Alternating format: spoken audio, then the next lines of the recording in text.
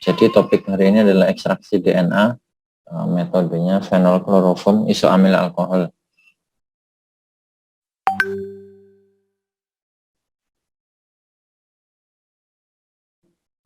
Nah, di sini saya kembali mengingatkan bahwa biologi molekuler adalah studi tentang molekul biologis, gitu ya, khususnya protein dan asam nukleat. Kalau yang kemarin kita sudah mempelajari protein, analisisnya membuat kurva standar untuk untuk menentukan konsentrasinya, kemudian ekstraksi, kemudian kita melakukan SJS batch untuk tahu profil atau berat molekul proteinnya. Nah, berikutnya kita akan melakukan analisis asam nukleat. Asam nukleat itu bisa DNA atau RNA.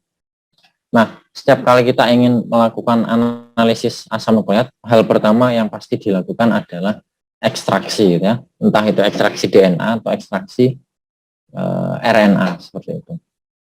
Nah, metode utamanya adalah PCR. Nah, tahapan kalau kita praktikum di lab, gitu ya, biasanya kita ada hari pertama ekstraksi DNA, kemudian hari kedua PCR, hari ketiga elektroforesis, gitu ya.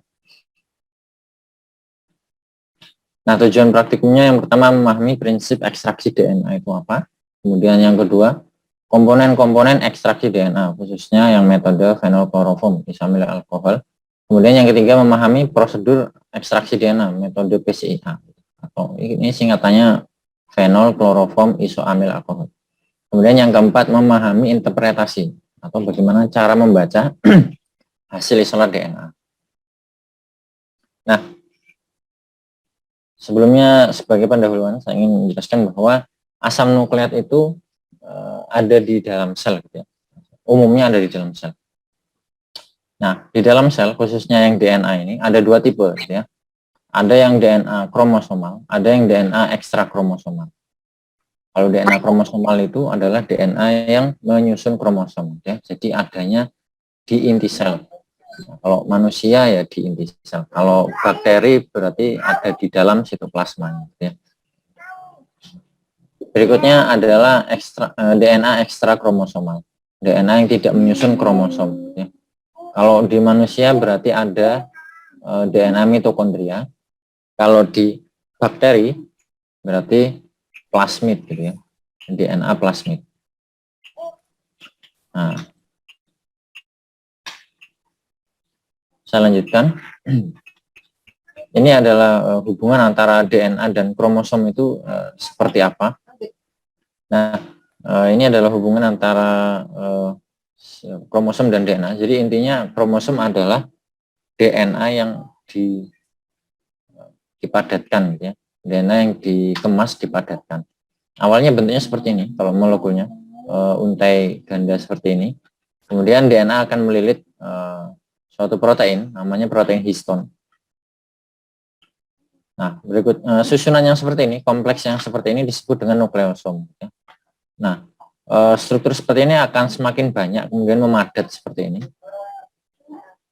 Nah, kemudian susunan seperti ini akan kelihatan seperti untai panjang, gitu ya. Itulah yang disebut dengan kromatin, gitu ya, atau benang kromatin. Nah, benang kromatin ini atau disebut benang DNA ini ya lama-lama akan memadat, gitu ya, menggerombol, gitu ya, menggerombol kemudian memadat, menyusun lengan kromosom. Jadi kromosom ini sebenarnya adalah DNA yang dipadatkan, gitu ya. DNA-nya ada di mana? Ada di lengan kromosomnya, gitu ya. Mungkin ini sudah pernah saya jelaskan di kuliah teorinya, gitu ya. Nah, berikutnya ekstraksi DNA adalah definisinya adalah metode untuk mendapatkan atau mengeluarkan DNA dari sampel. Bedanya apa, Pak, dengan isolasi DNA? Ya mirip. Bedanya kalau isolasi DNA itu ya mengisolasi, mendapatkan DNA tapi hanya DNA-nya saja, jadi tanpa ada kontaminan yang lain, gitu. Nah, sampel ekstraksi DNA bisa macam-macam. Kalau manusia atau hewan bisa dari darah, bisa dari jaringan atau organ, gitu ya. Intinya menggunakan sel yang berinti. Intinya menggunakan sel yang berinti. Loh, kalau dari darah berarti kan nggak berinti Pak, sel darah merah. Ya kan masih ada sel darah putih ya. Kemudian ada semen atau mani. Di dalamnya ada bisa sperma gitu ya, kan berinti juga. Kemudian ada saliva. Nah, di saliva itu harapannya ada sel epitel yang apa ada di situ gitu. Sel epitel yang ada di situ. Kemudian ada urin, ini sama, harapannya juga ada epitel dari saluran urinari yang apa ada di situ. Kemudian akar rambut, tulang, feses, bulu dan lain-lain gitu ya. Kalau untuk manusia umumnya yang diutamakan yang non invasif adalah buccal swab gitu ya. Buccal swab itu swab di pipi gitu, bagian dalam pipi. Biasanya di swab pakai ya semacam cotton bud gitu ya untuk swab. Seperti aplikasi yang terbaru ya Pak, pemeriksaan terbaru MyHeritage ya Pak ya, yang bisa mendeteksi kita dari keturunan mana. Oh, kalau nggak salah kan ada Pak metode baru yang mendeteksi kita itu dari keturunan dari mana atau dari berapa persen dari Asia atau bagaimana, itu kan dari iya. itu ya. Gini, itu ya itu kalau pakai ada semacam lokus-lokus tertentu yang bisa digunakan, biasanya STR yang bisa untuk menentukan kita itu berapa persen dari ras mana, seperti itu ya. Metodenya biasanya sama. Kalau dari manusia, kalau ada orangnya ya, biasanya buccal swab. Kalau orangnya sudah ya, misal orangnya ada tapi nggak bernyawa ya, berarti ya diambil jaringannya lah. Ya kan biasanya kalau forensik kan pakai jaringan atau darah yang tersisa gitu bisa. Misal sekarang kan ini ada model yang remote lab. Remote lab itu labnya jauh gitu ya. Jadi kita mengirim sampel. Biasanya pakai saliva.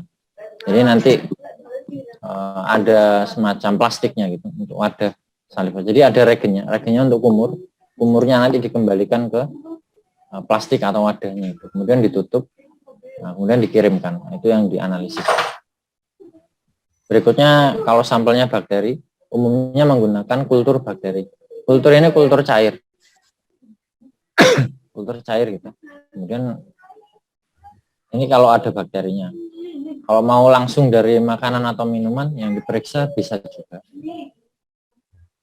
Kemudian bisa dari substrat bakteri lainnya, misalnya dari tanah, dari air sungai, atau air limbah bisa. Kemudian kalau tumbuhan umumnya pakai daun.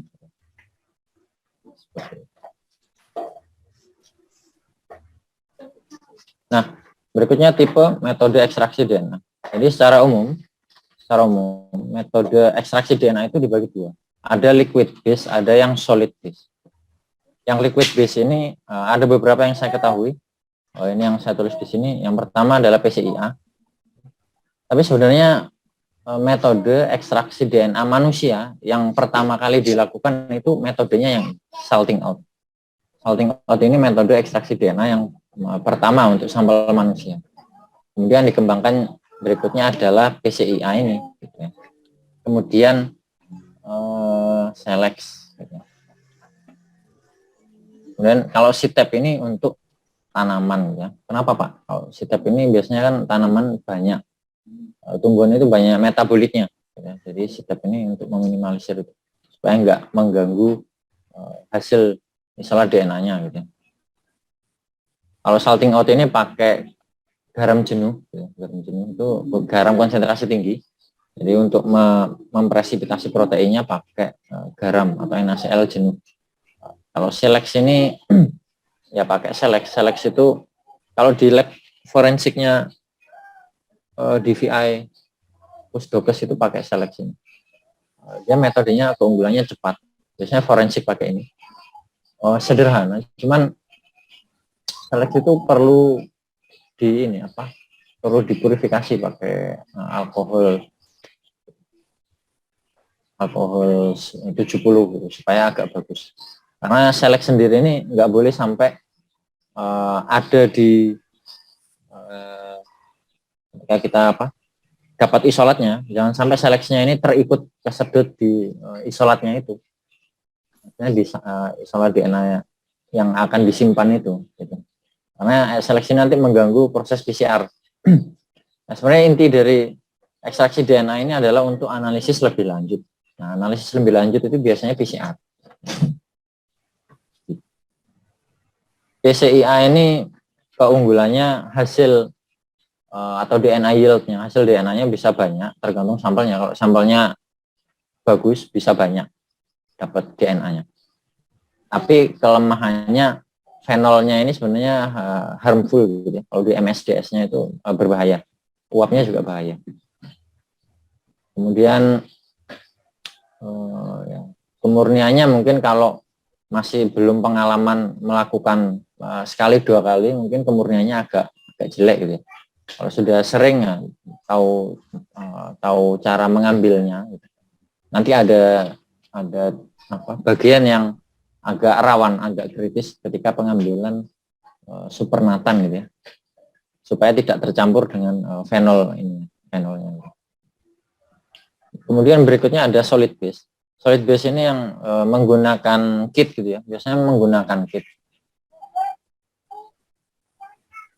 Kit yang pakai bisa 2 tipe, bisa pakai bit atau bisa pakai kolom filter ya, filter kolom.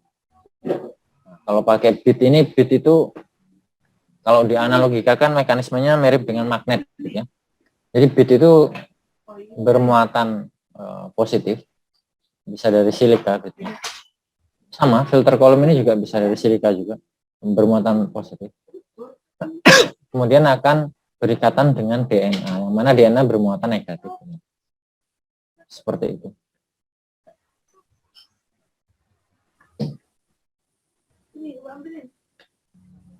Berikutnya terkait metode PCI atau PCIA, phenylchloroform isoamyl alkohol. Metode PCI ini adalah metode ekstraksi DNA konvensional berbasis kelarutan biomolekul menggunakan phenylchloroform isoamyl alkohol. Komposisinya 25:24:1. Kalau mau membuat komposisinya ini. Jadi totalnya ini kalau ditambahkan kan 50. Kalau mau bikin 50 mili, jadi 25 milinya ini adalah fenol, 24-nya ini kloroform, satunya ini isoamyl alkohol. Nah, seluruh proses tahapan pemisahan komponen larutan pada metode PCI ini didasarkan pada kelarutan biomolekulnya. Gitu. Jadi ya awalnya kan larut semua, kemudian diubah kelarutannya. Ada yang larut dengan misal protein, pelarutnya dengan fenol, ya, dia nanti akan terpisahkan gitu, karena yang diambil hanya supernatanya, sedangkan proteinnya tinggal di fenolnya. Nah, teori dasar kelarutannya adalah like and dissolve like, bahwa senyawa polar hanya akan larut dalam senyawa polar. Begitu juga sebaliknya, senyawa nonpolar akan larut dengan senyawa nonpolar. Nah, misal DNA itu mudah larut dengan air. Gitu ya. Kenapa? Air itu polar, DNA polar. Gitu ya. DNA polar karena bermuatan, air juga polar juga gitu, bisa menghantarkan listrik. Kalau nggak percaya ya dicoba saja gitu ya, pakai kabel gitu ya, kemudian dimasukkan ke air. Kalau kesetrum berarti ya benar polar gitu. Nah, berikutnya berdasarkan hukum Coulomb, kekuatan tarik menarik antar dua muatan yang berlawanan berbanding terbalik dengan konstanta dielektrik. Nah, sehingga masing-masing benda gitu ya, atau larutan itu memiliki konstanta dielektrik yang berbeda. Tingkat kepolarannya gitu ya. Nah, misalnya untuk air dia 80, sedangkan etanol 24. Nah, DNA ini dia mudah larut dengan air ini daripada dengan etanol. Seperti itu.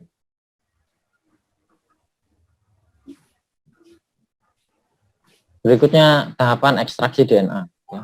Tahapannya sebenarnya ada 5 ini. Mau pakai metode apapun biasanya tahapannya 5 ini. mau pakai solid base, mau pakai liquid base, tahapannya 5 ini. Cuman kalau pakai kit atau solid base itu kita tidak tahu komposisi dalam isi kitnya apa, karena biasanya pakai kode-kode. Misal di kit itu ditulis FAG buffer gitu. Kita nggak tahu FAG buffer isinya apa. Kemudian ada W1 buffer, nah isinya apa nggak tahu kita. Seperti itu. Keunggulannya kalau pakai kit itu biasanya kemurniannya bagus, cuman yieldnya atau DNA yieldnya itu sedikit, nggak begitu banyak gitu. Nah, cuman seperti itu sih. Enaknya ya kita nggak perlu ngeracik sendiri, nggak perlu bikin buffernya, jadi ready to use gitu ya. Kalau kita ekstrak sendiri kan ngeracik sendiri, buffernya ya nyiapin sendiri gitu. Tahapannya biasanya 5 ini. Yang pertama perusakan jaringan dan pelisisan sel. Perusakan jaringan ini bisa kalau sampelnya padat atau besar, ukurannya besar, misal jaringan, misal dapat daging gitu, atau otot, ya harus dipotong-potong, digerus dulu gitu. Kemudian pelisisan sel ini menggunakan buffer lysis yang ditambah protein asata. Untuk presipitasi protein, kalau untuk metode PCIA ya pakai fenol kloroform isoamil alkohol itu. Kalau metodenya select ya pakai select. Kalau metodenya salting out ya pakai garam jenuh. Kemudian presipitasi DNA ini mengendapkan DNA. Kalau tadi mengendapkan protein, ini mengendapkan DNA. DNA dipresipitasi. Sebenarnya bukan diendapkan ya. Presipitasi itu DNA-nya berkumpul satu sama lain, sehingga kalau berkumpul gumpal gitu kan kelihatan kayak mengendap gitu. Nah, ini pakai etanol 96 gitu ya. Nah, kenapa kok DNA-nya bisa terpresipitasi? Nah, kalau pakai etanol 96, tadinya kan larut di air DNA itu. Nah, ketika ditambahkan etanol 96, konstanta dielektrik air itu berkurang gitu ya, karena kecampur dengan etanol, sehingga DNA yang tersebar itu satu sama lain akan berinteraksi satu sama lain gitu ya, akan berikatan satu sama lain sehingga kelihatan menggumpal seperti itu. Nah, ini pakai etanol 96. Kemudian yang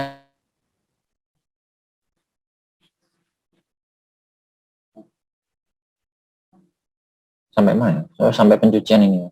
Nah, fungsinya untuk menghilangkan tadi kontaminan dari regen sebelumnya, ya, dari buffer sebelumnya yang ditambahkan. Kemudian penyimpanan DNA atau sebenarnya elusi ya, pelarutan DNA untuk disimpan gitu, lebih tepatnya. Nah, elusi DNA itu jadi DNA dilarutkan dengan buffer tertentu sehingga bisa disimpan lama gitu ya. Biasanya digunakan TE, tris EDTA gitu ya. Atau kalau mau sebenarnya kalau turnover atau pemakaiannya cepat gitu ya, biasanya bisa pakai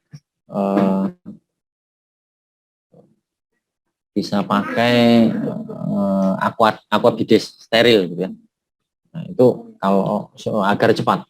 Maksudnya cepat itu kalau langsung mau dipakai, tidak perlu penyimpanan lama gitu ya. Ya misal nggak punya TE atau tris EDTA, nggak punya TE ya berarti langsung pakai aquadis bisa. Cuman kalau pakai aquadis atau aquabides tidak bisa disimpan lama gitu.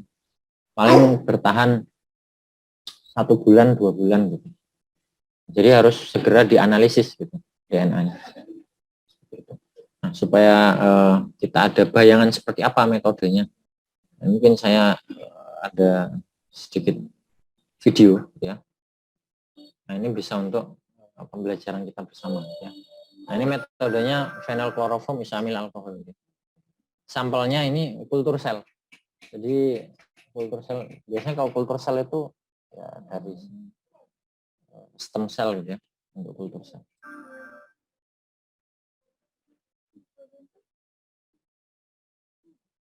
Kelihatan gitu Bapak Ibu? Kelihatan, Pak. Kelihatan, Pak. ini misal tadi sudah ada kultur selnya, kemudian ditambah 700 mikrolit buffer lysis.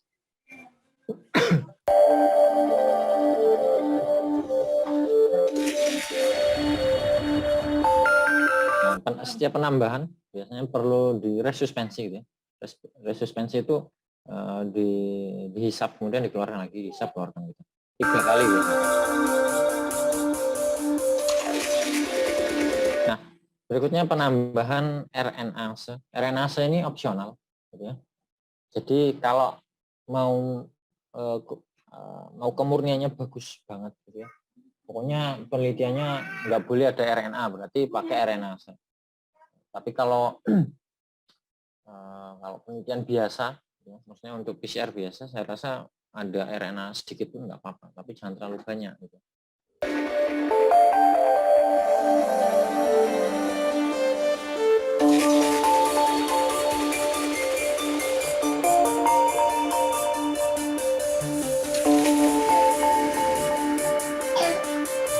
Nah, berikutnya diinkubasi 1 jam. Inkubasi dari penambahan buffer lysis dan proteinase, buffer lysis itu variatif. Tapi biasanya kalau sampelnya keras, sampel keras itu apa Pak? Misal tulang, bulu gitu ya, atau akar rambut gitu. Itu biasanya semalam. Gitu. Kalau mau optimum hasilnya. Tapi kalau mau agak cepat, suhunya dinaikkan, bisa 1 atau 2 jam gitu bisa. Misal pakai suhu 50 derajat Celcius.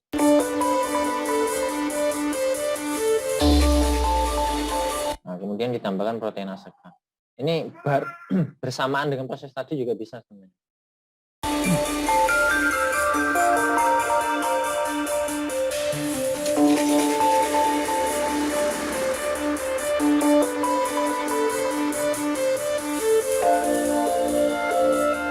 Nah, inkubasinya overnight atau semalam gitu untuk mengoptimalkan lisisnya, proses lisisnya.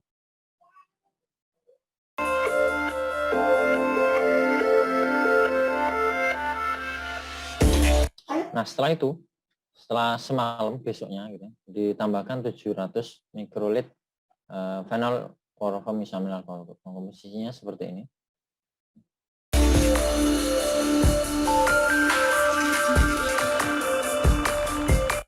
Biasanya penambahan phenol kloroform ini 1:1 ya. 1:1 dengan larutannya. Biasanya seperti itu. Jadi jangan terlalu sedikit. Kalau terlalu sedikit, biasanya ini pernah saya coba gitu ya. Saya pakai agak sedikit gitu fenolnya. Itu nanti karena biasanya misal saya pakai sampelnya darah, fenolkloroformnya sedikit, darahnya banyak. Nah, darah itu misalnya di whole blood ya, whole blood itu banyak proteinnya gitu ya, banyak proteinnya. Nah, fenolkloroform ini fungsinya melarutkan protein itu. Akhirnya yang terlarut itu karena saking banyaknya, jadi nggak terlarut gitu. Jadi kan ada 2 lapisan nanti, lapisan bawah sama lapisan atas. Kalau pakai fenol ini lapisan bawah namanya fase organik, lapisan atasnya namanya fase aqueous gitu. Nah, fase aqueousnya itu masih ada semacam sesuatu yang komponen terlarutnya. Mungkin protein juga masih ada di situ gitu. Jadi ini sebenarnya perlu agak banyak gitu fenol ini. Sampai semua sampelnya itu tenggelam, maksudnya terendam di fenol ini. Nah, misalnya ini segini, nah paling enggak ya sampai sini agak full gitu, penambahan fenolnya.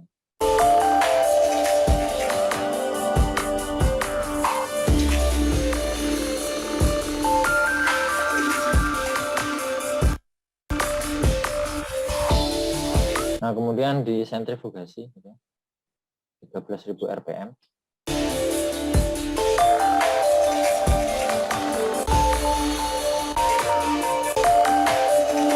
setelah itu ini nanti akan ada 2 fase gitu ya. Ada 2 fase dalam sampel. Inilah yang maksudnya yang kritis di teknik ini, metode ini.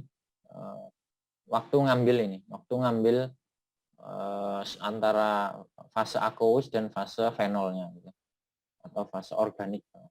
Jadi fenol itu disebut pelarut organik, oleh karena itu bagian cairan bawahnya disebut fase organik atau fase fenol.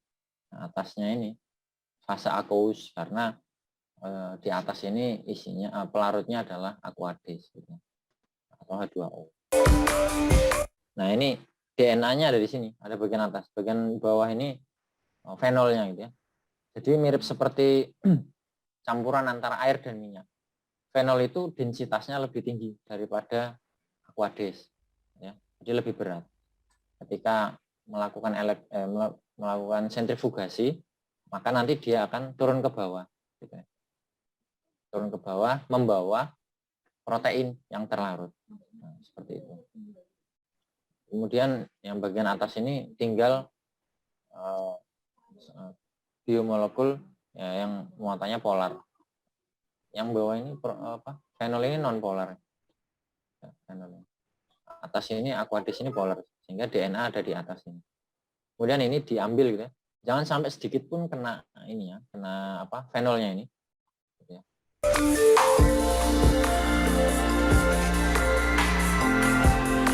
Nah, ketika ngambil, mending sisa sedikit gitu ya, daripada fenolnya masuk. Sisa sedikit nggak apa-apa yang bagian atasnya.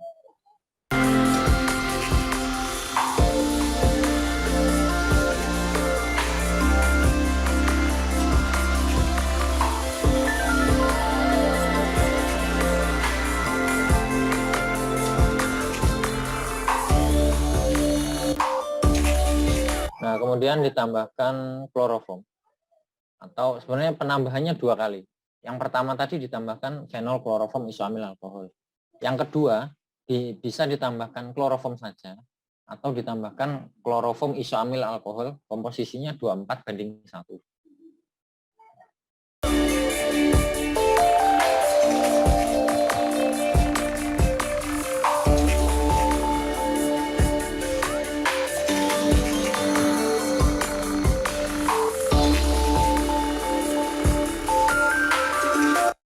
Nah, kemudian di sentrifug.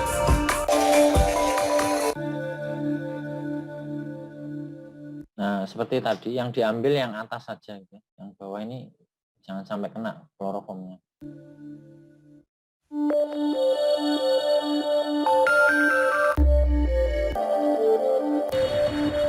Kemudian berikutnya ini ditambahkan NaOH.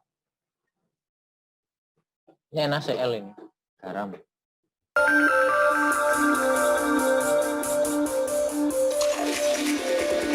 Nah, jadi penambahan garam jenuh ini ya fungsinya sama sih seperti penambahan fenol. Jadi sebenarnya metode ini digabungkan dengan salting out gitu ya, supaya lebih optimal hasilnya gitu, supaya proteinnya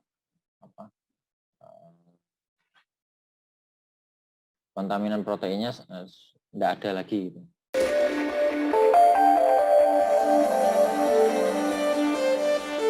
Kemudian ditambahkan etanol yang 96 atau 100% atau absolut gitu ya, untuk presipitasi DNA.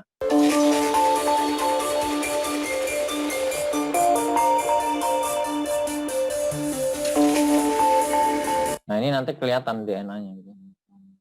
Terpresipitasi, semacam gumpalan gitu deh. Nah, kalau kita lihat ini ada di sini.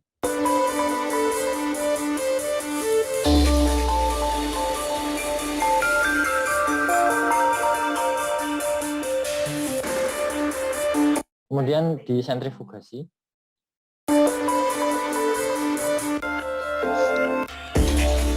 Nah, setelah disentrifugasi, cairannya dibuang, ya. Cairannya dibuang. Nah, terus DNA-nya kebuang juga, Pak? Enggak, DNA-nya nempel di di tabung ini, tubnya. Ini kan kelihatan dibuang semua, kelihatan kayak oh hilang dong Pak DNA-nya. DNA-nya nempel di tabungnya ini, dinding tubnya. Kemudian ditambahkan etanol 70. Nah, ini untuk washing atau purifikasi DNA.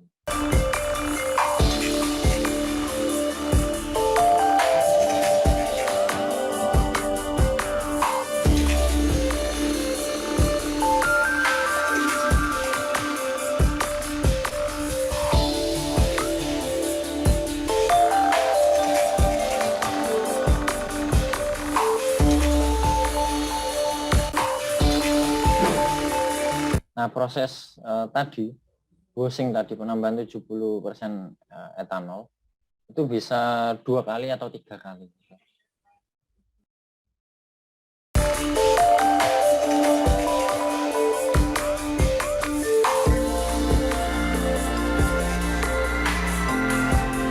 Nah, setelah misal sudah 3 kali gitu ya, 3 kali ditambah etanol, kemudian disentrifus, tambah etanol lagi, sentrifus lagi, tambah etanol lagi, sentrifus lagi.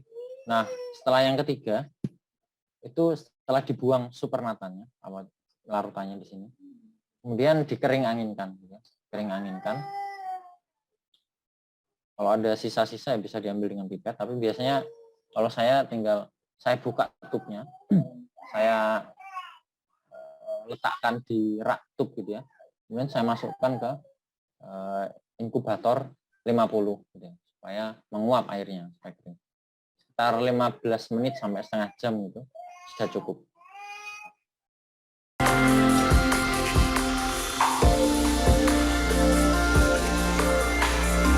Nah, atau dikering anginkan. Kalau dikering anginkan lama, biasanya bisa 1 jam gitu ya. 1 jam dibiarkan terbuka seperti ini.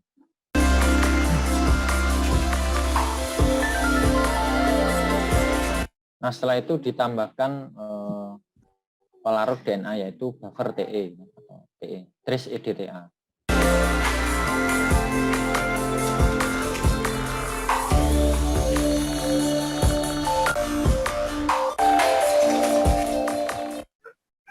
Nah, seperti itu. Dan kita kembali juga ke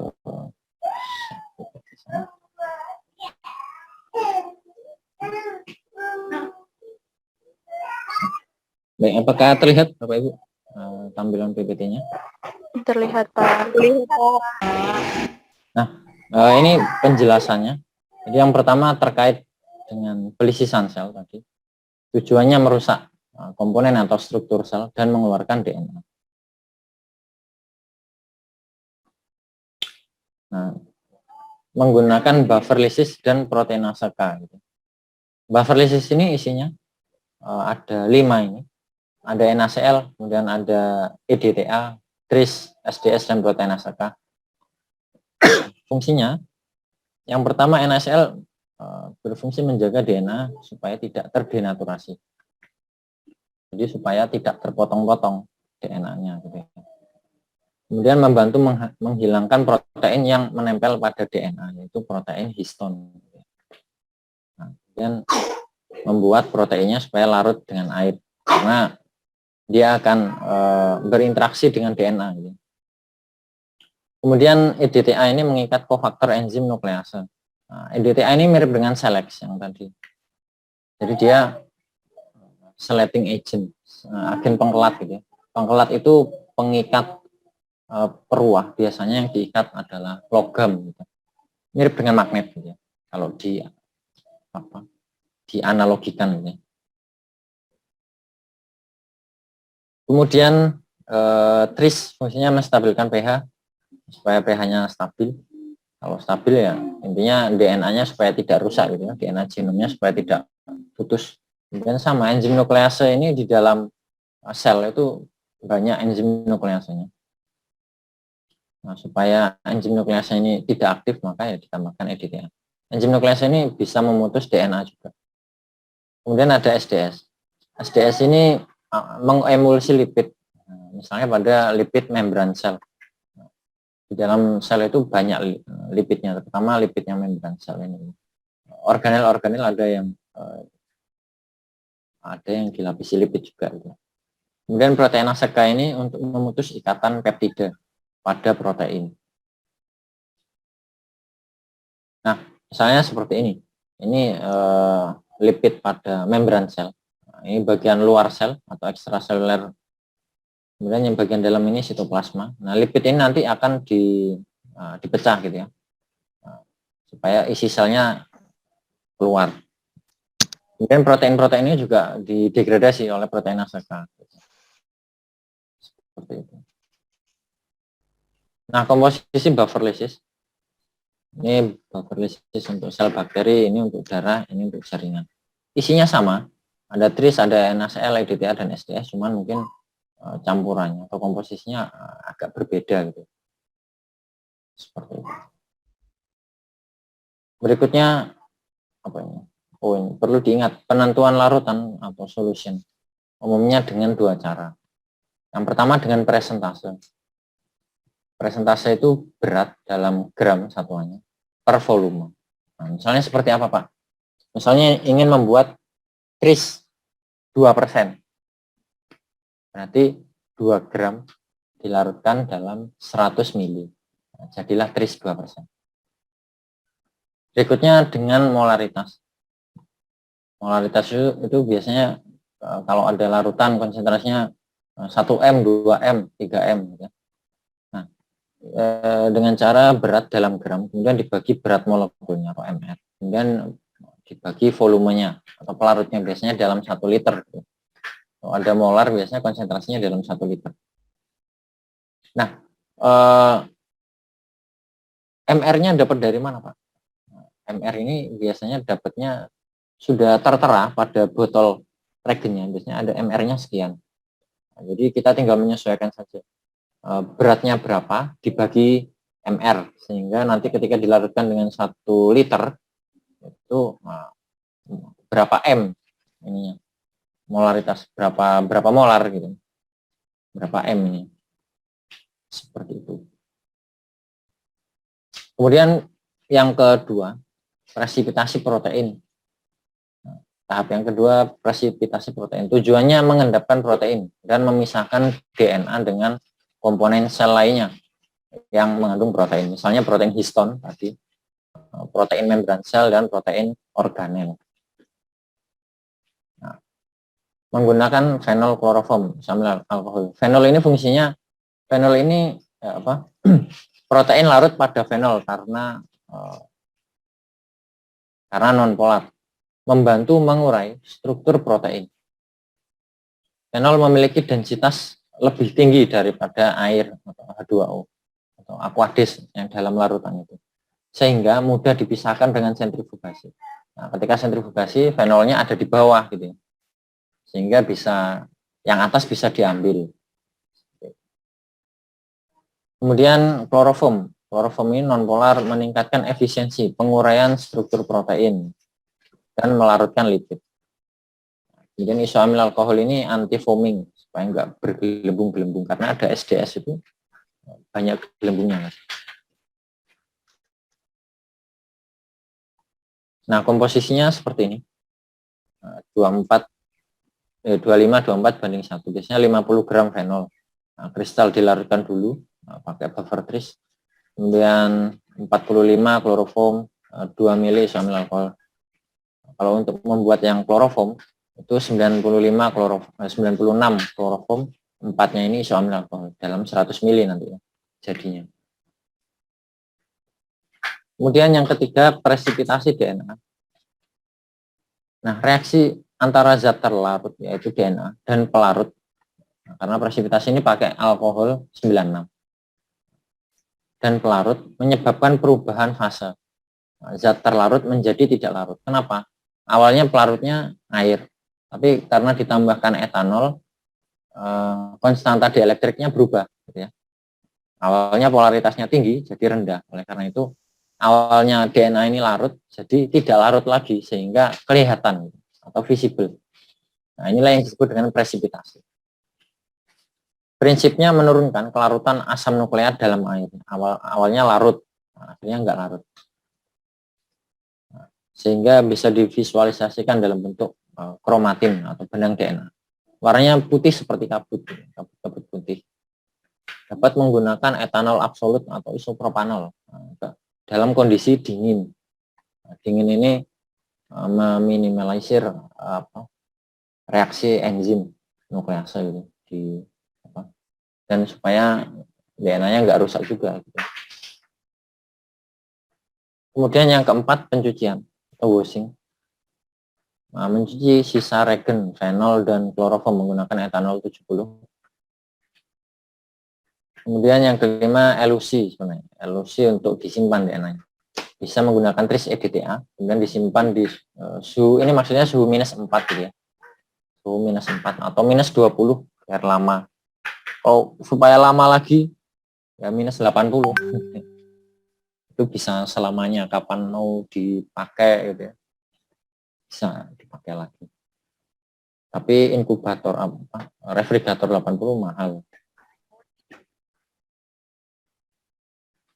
Nah, ini ringkasan metode PCA. Ini saya ambil dari paper saya gitu ya. Dulu saya menggunakan sampel bulu. Hidris ini bulu.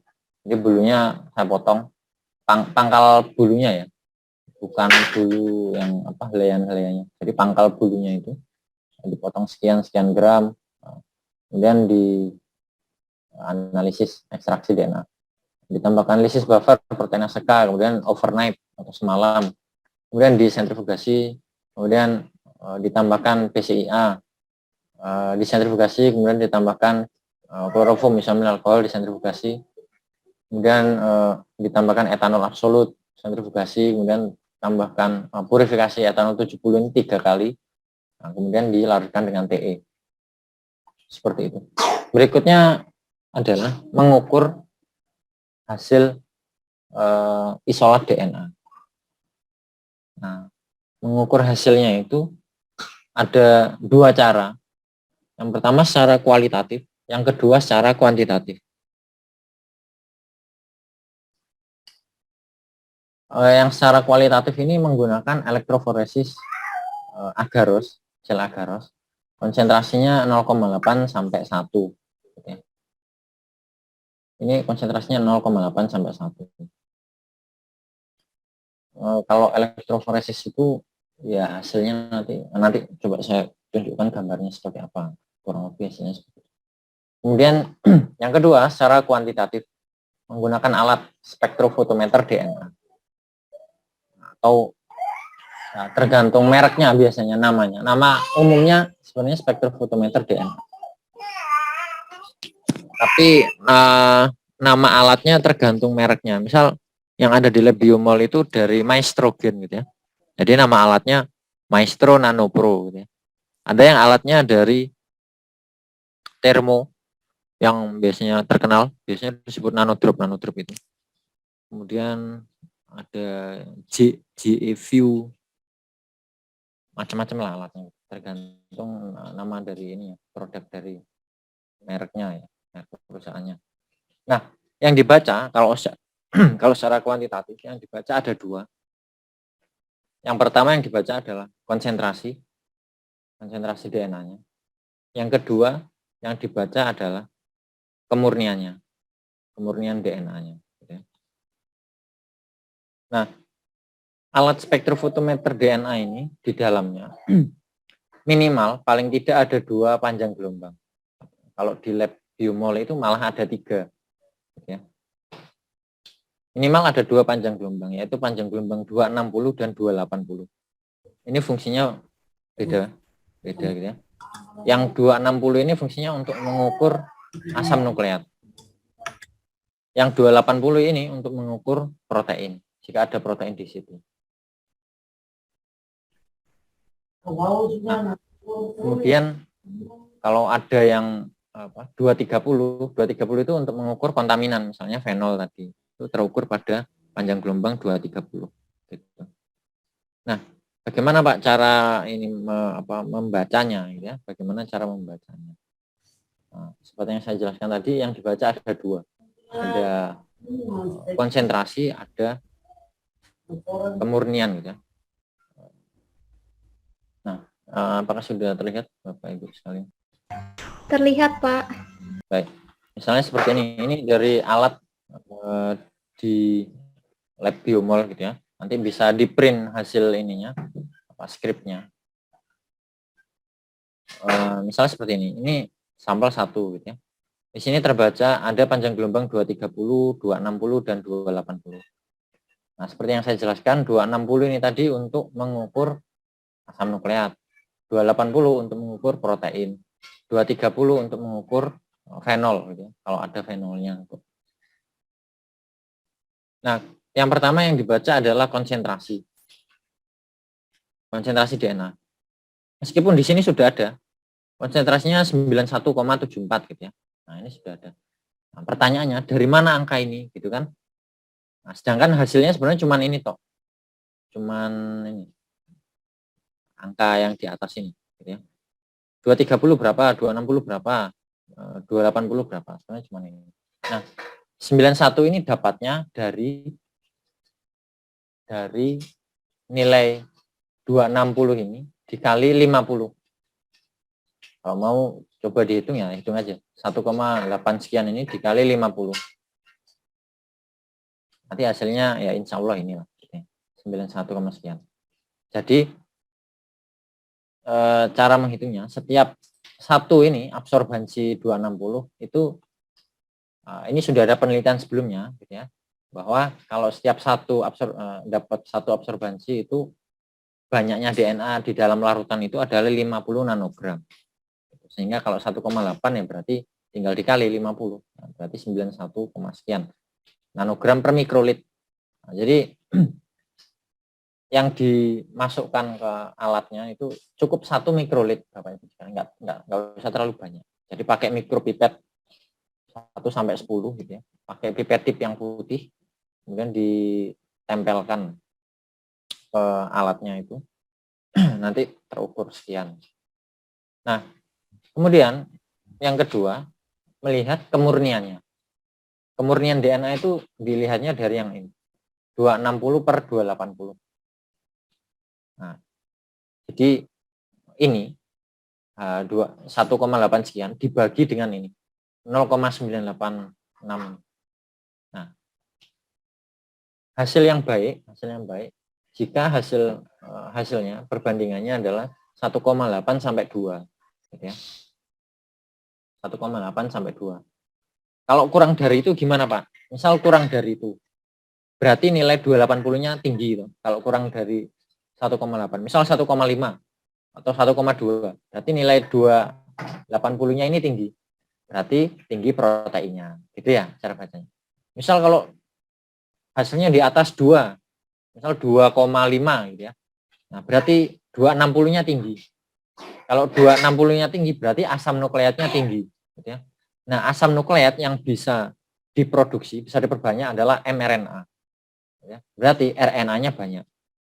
Nah, kalau hasilnya di atas 2, berarti kemungkinan banyak RNA-nya. Seperti itu. Kemudian saya carikan gambar ini ya, elektroforesisnya seperti apa. Kalau masih ada ini saya ambil dari Pak Adit. Jadi untuk nilai 50-nya dari mana nggih? Nilai 50. Nilai 50-nya itu dapat dari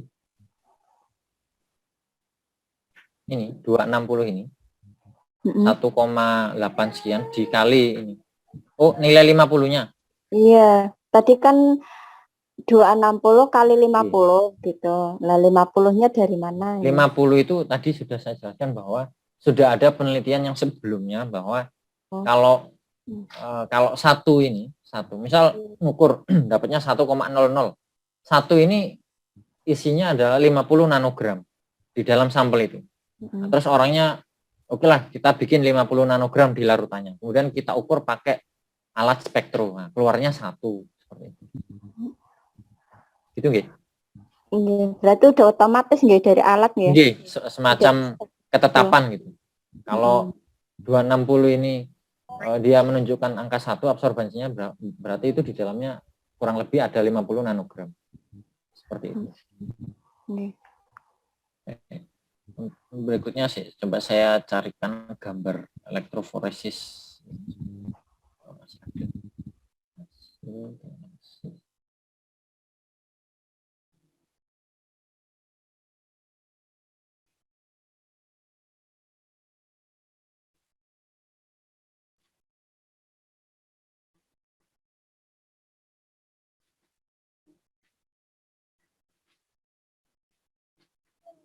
Nah, baik, apakah sudah terlihat apa itu? Ini elektroforesis genom. Ini sampelnya ayam ya, Pak. Sampelnya ayam. Genomnya yang mana? DNA genom itu ada di ini, di lubang-lubang ini. Jadi dia tidak turun. Yang turun ini adalah DNA ekstra kromosomal. Misalnya DNA mitokondria dan lain-lain. Itu yang ini. DNA genomnya yang ini di lubang-lubang ini. Ketika tetap di elektroforesis dia nggak termigrasi. Kenapa Pak kok nggak termigrasi? Nah ini besar ukurannya. DNA genom itu besar. Begitu. Kemudian ini ada semir-semir. Semir itu kayak terpulas-terpulas gitu. Ini berarti banyak RNA-nya, banyak kontaminan RNA-nya. Nanti banyak terpulas-terpulas gitu. Itu yang pertama. Bisa jadi banyak RNA-nya. Yang kedua bisa jadi DNA-nya ada yang terputus-putus ya. Sehingga ya di sini nampak sebagai terpulas gitu. Ini kan sebenarnya DNA juga yang sini. Cuman DNA-nya misal terputus-putus gitu, jadi potongan-potongan pendek ya kelihatan juga semacam semir gitu. Nah, kalau yang di sini ini DNA-nya ukurannya besar. Nah, kalau yang di sini berarti DNA-nya semakin pendek. Kalau yang dia ini kan elektroforesis kan dimigrasikan, ya migrasi ke bawah sini, arahnya ke bawah. Jadi arahnya dari lubang ini nanti dimigrasikan ke bawah. Semakin cepat dia bergerak ke bawah, berarti semakin kecil ukuran biomolekulnya atau panjang DNA-nya semakin kecil. Kalau ada semir-semirnya gini, berarti ada DNA yang terpotong-potong pendek. Seperti itu.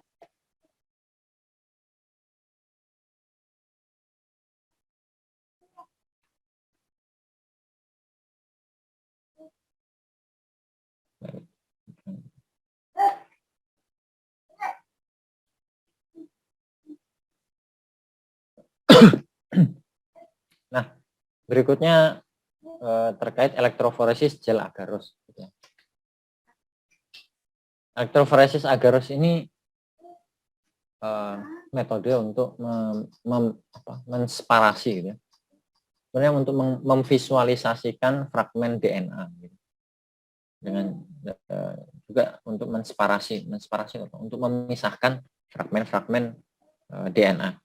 Nah, kalau kemarin kita sudah belajar pakai SDS gitu ya. SDS batch itu sama juga, separasi, tapi sampelnya protein. Nah, bisa nggak Pak, saya pakai gel poliakrilamid tapi sampelnya DNA? Bisa. Ya. Bisa sekali. Karena awalnya memang pakai gel poliakrilamid itu. Cuman sekarang setelah ditemukan agarose ini, ya lebih banyak menggunakan gel agarose. Karena poliakrilamid sendiri itu sebenarnya karsinogen gitu ya. Jadi dikurangilah pemakaiannya. Jangan terlalu sering pakai poliakrilamid. Kemudian untuk genom itu hasil isolasi DNA atau hasil ekstraksi DNA namanya isolat genom. Gel agarosnya 0,8, maksimal 1, jangan lebih dari itu. Kalau lebih boros, sia-sia nanti. Nah, kemudian kalau hasil PCR, kan elektroforesis ini bisa untuk isolat DNA, bisa untuk hasil PCR juga. Kalau hasil PCR ini paling tidak 1,8 sampai 2. Boleh nggak Pak lebih? Boleh. Pakai 2,5 boleh, pakai 3 boleh, maksimal 3 lah, jangan lebih dari 3. Kenapa Pak kok dinaikkan konsentrasinya? Untuk supaya sparating powernya tinggi gitu ya. Sama dengan gel SDS kemarin, gel poliakrilamid. Semakin tinggi konsentrasinya, kemampuan memisahkan fragmen DNA ini semakin teliti dia. Jadi kalau DNA-nya ukurannya misal mirip nih, misal ada yang ukuran 220, kemudian ada yang ukurannya 230. Nah, itu kalau sparating powernya nggak begitu kuat atau konsentrasinya rendah, itu kelihatan satu pita, satu fragmen. Nah, tapi kalau konsentrasinya tinggi, itu kelihatan dua fragmen. Ada enggak Mbak contohnya? Coba saya lihatkan di hasil penelitian saya, ada contohnya. Ya. Jadi awalnya itu saya pakai gel 2%, itu masih kelihatan satu pitanya. Tapi setelah pakai gel 2,5% itu jadi dua pita DNA. Mana ya? Enggak kesimpan.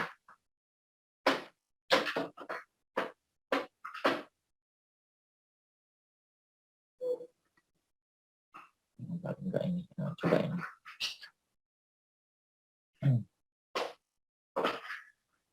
Mungkin enggak gitu. Nah, misal contohnya seperti ini. Nah, ini dapatnya kayaknya kok dua gitu. Tapi setelah dinaikkan konsentrasinya dinaikkan, nanti bisa terpisah lebih jelas.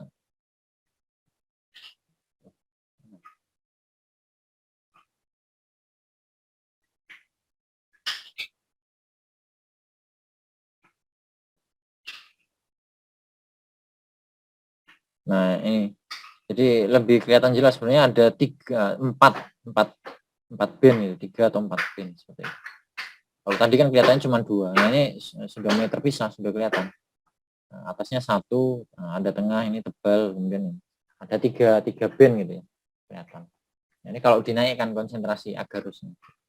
Nah, ini penting Bapak Ibu sekalian, kalau penelitian Bapak Ibu ya tipe PCR-nya bukan PCR yang, kalau PCR cuma deteksi ada atau tidak ada, ya itu ya gampang. Nah, kalau itu kan, kalau muncul bandnya ya berarti ada, kalau nggak muncul bandnya berarti nggak ada. Nah, seperti ini. Kalau misal muncul bandnya, ini berarti ada. Nah, kalau ini nggak ada gennya, ya seperti itu gampang. Kalau untuk genotyping lebih rumit lagi.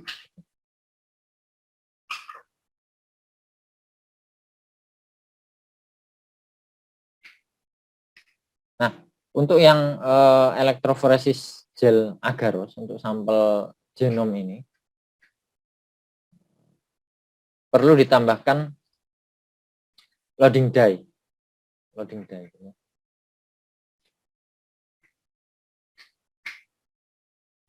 Yang jelas agak beda ini cara elektroforesisnya. Kalau yang elektroforesis gel agarose ini perlu ditambahkan loading dye. Ada videonya ya. Kapan-kapan saya tambahkan. Iya, nggak ada videonya saya. Loading dye itu ya semacam regen gitu ya, seperti ini. Jadi sampelnya diambil loading dye-nya 3 mikrolit, nanti dicampur dengan sampel genom ini. Sampel genomnya 7 mikrolit, jadi totalnya 10 mikrolit. Gitu. Kemudian baru dimasukkan ke sini. Kalau kemarin kan SDS itu yang dimasukkan adalah sampel buffer ya, atau sampel dissociation buffer. 4 mikrolit sampel buffer, kemudian ditambahkan sampel protein yang konsentrasinya nanti jadi 20 mikrogram per mikrolit. Kemudian dilarutkan dengan PBS sampai sampai volumenya 20.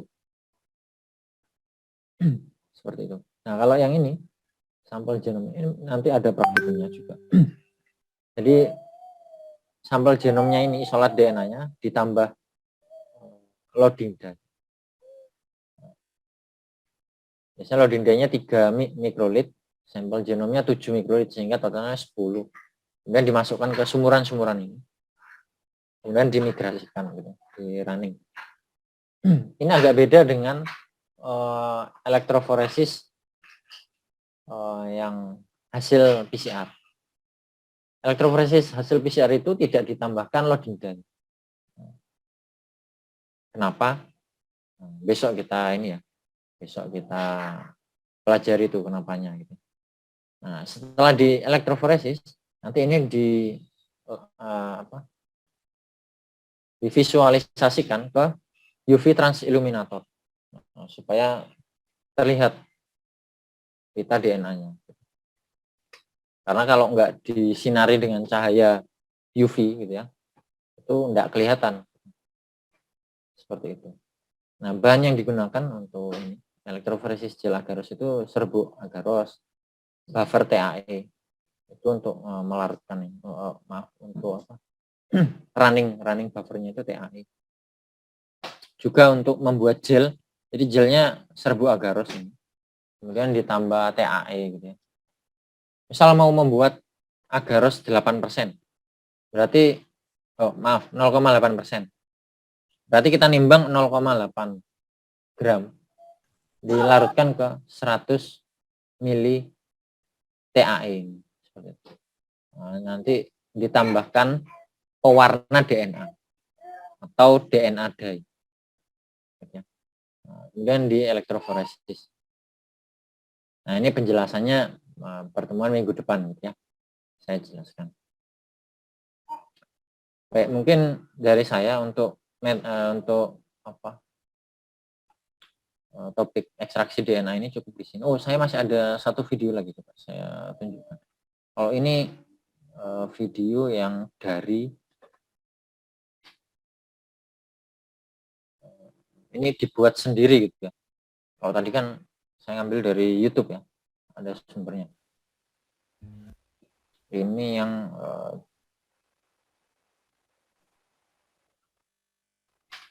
mana ya? Lupa naruhnya. Oh, ini.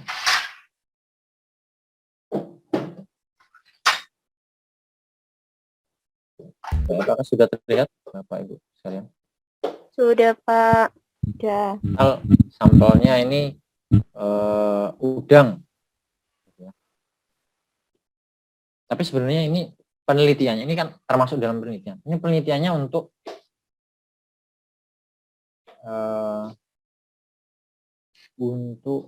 ngambil, sebenarnya targetnya bukan DNA udangnya gitu ya.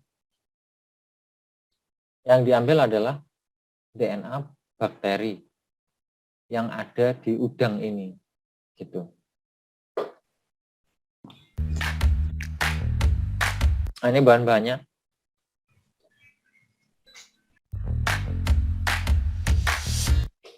Udangnya dikuliti lah ya. Kita ambil dagingnya, gitu. Apakah di daging udangnya itu ada DNA bakterinya atau enggak?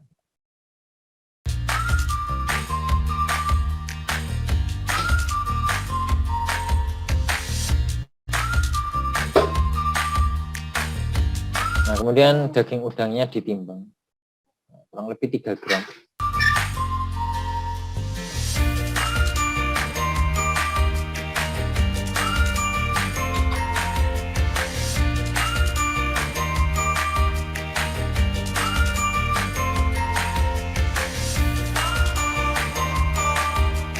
Kemudian digerus sampai halus.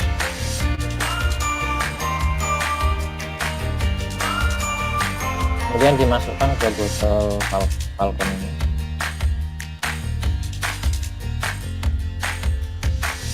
Kemudian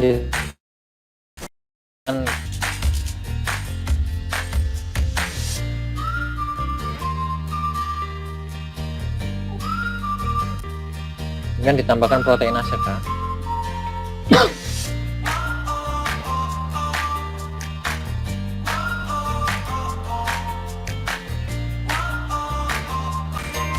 Terus kemudian di vortex gitu. Vortexnya ini agak lama ya, supaya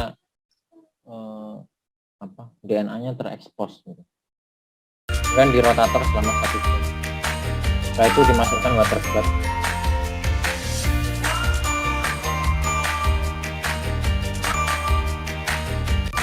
Nah, kemudian di centrifuge.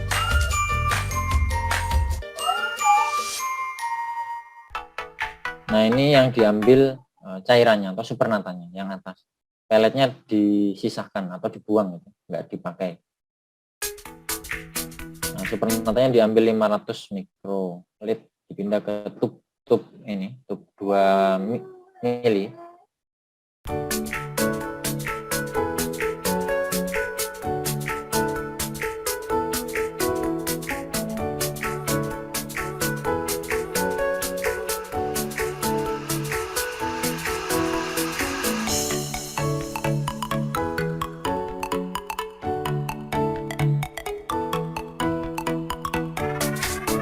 Kemudian ditambahkan fenol 70 mikrolit.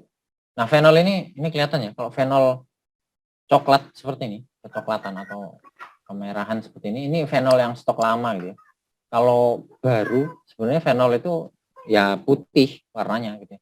Karena teroksidasi. Jadi kalau lama jadi warnanya jadi coklat seperti ini. Makanya nyimpan fenol di sini. Di dalam botol gelap gini.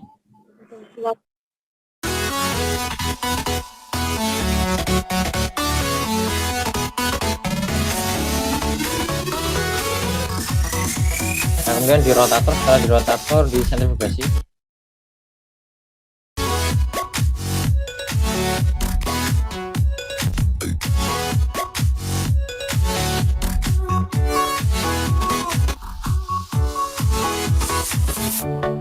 Nah, berikutnya supernatanya diambil 150 mikrolit ke tub yang baru, mikrotub yang baru.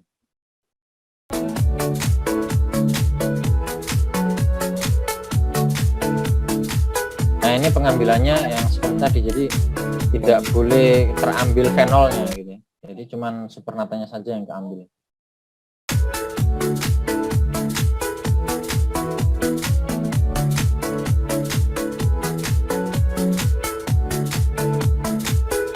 Kemudian ditambahkan etanol 96.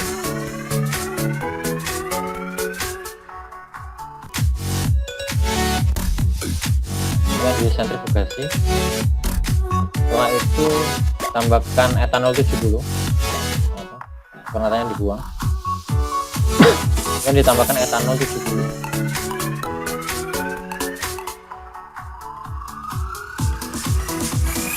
%.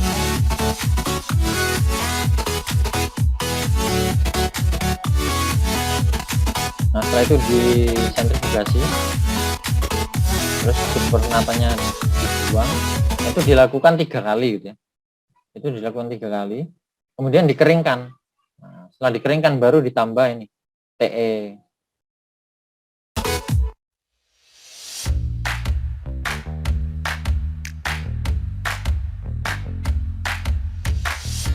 Nah, penambahan TE itu ini ya, menggunakan konsentrasi yang, maksudnya menggunakan volume yang sedikit dulu. Misal penambahan TE bisa pakai 25 mikrolit atau paling enggak ya 30 mikrolit dulu gitu ya. Kemudian diukur konsentrasinya pakai alat spektrofotometer DNA. Kalau konsentrasinya terlalu tinggi, nah baru ditambah lagi gitu ya. Jangan langsung dari awal langsung dilarutkan pakai 100 mikrolit 100 mikrolit TE gitu ya. Nah, nanti ya kalau konsentrasinya masih cukup, kalau konsentrasinya terlampau rendah, nah jadi nggak bisa dipakai gitu ya. Kalau konsentrasinya tinggi bisa diturunkan, tapi kalau konsentrasi DNA-nya sudah rendah, ya nggak bisa dinaikkan tuh, susah kalau mau dinaikkan gitu.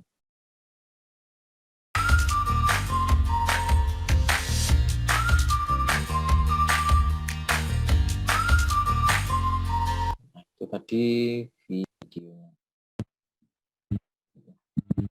Baik, mungkin dari saya cukup ini yang dapat saya sampaikan. Jika ada yang mau berdiskusi atau bertanya, saya persilakan.